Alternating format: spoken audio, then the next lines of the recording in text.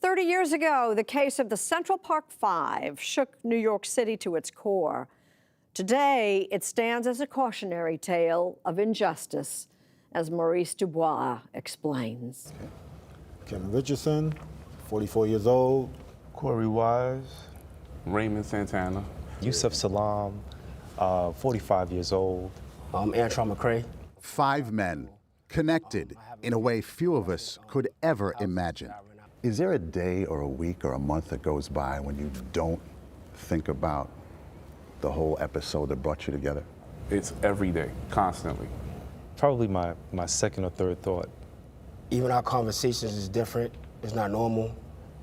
Our conversation would be about prison, how we had to survive in prison. You've just met the Central Park Five, a name they came to share 30 years ago after a young white woman named Trisha Miley went for a jog in New York's Central Park. It was a brutal attack on a 28-year-old woman jogger. She was dragged down the bushes where she was beaten and sexually assaulted. The attack was an outrage and became a media sensation. Investigators quickly focused on a group of black and Hispanic boys who were in the park that night. Police say the gang of attackers was actually just half of a wolf pack of some 33 kids that committed some 7 other muggings earlier that night. We are announcing the arrests of 4 males, all between 14 and 15 years of age. Let him through. Eventually, the 5 teenagers were tried, convicted, and imprisoned for the crime they maintained they did not do.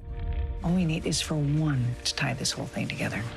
The story of how the boys were charged and years later cleared of that notorious crime is the subject of a new Netflix miniseries by the Oscar-nominated writer-director Ava DuVernay. What was your starting point for this story? My goal was to humanize boys and now men who are widely regarded as criminals, and in doing that, to invite the audience to reinterrogate everyone that they define as a criminal. The series is called When They See Us, and DuVernay contends that what is seen all too often in criminal cases is race. I'm asking the question to everyone, what do you see when you see black boys? And that's a painful answer because I know what the answer is for many people. It's exactly what these boys were called, wolf pack, animals, criminals. So much so that they could be tossed aside on a case that was made from a complete lie. Kevin, Antron and Raymond saw you messing around with a lady. Who said that? In the series, as in life, only 2 of the 5 teenagers even knew each other. But during interrogation, they say police coerced them to create stories implicating one another. Who are you talking about? The lady in the park! I didn't see a lady or hit anyone. Raymond saw you hit her! Who's Raymond? The men who lived through it say the reality was even worse. As soon as we get in, they separate us and they start working on us. And I'm hearing Corey being physically beaten in the next room. And I'm immediately beyond afraid. At the time, my mom, she suffered from a stroke. She had diabetes, and she left. And that was their time to get on me. And what happened? What didn't happen? We're 14, 15, and 16-year-old kids. Never been in trouble with the law, never had no police contact. These are seasoned veterans. This fight was fixed. I just kept telling the truth at first. They asked to speak to my father. My father left the room with them, came back in the room, he just changed. Cursing, yelling at me. And he said, tell these people what they want to hear so you go home. I was like, Dad, but I ain't do anything. The police yelling at me, father yelling at me. And I just like, all right, I did it. And I looked up to my father. He was my hero. But he gave up on me. You know, I was telling the truth. He just told me to lie.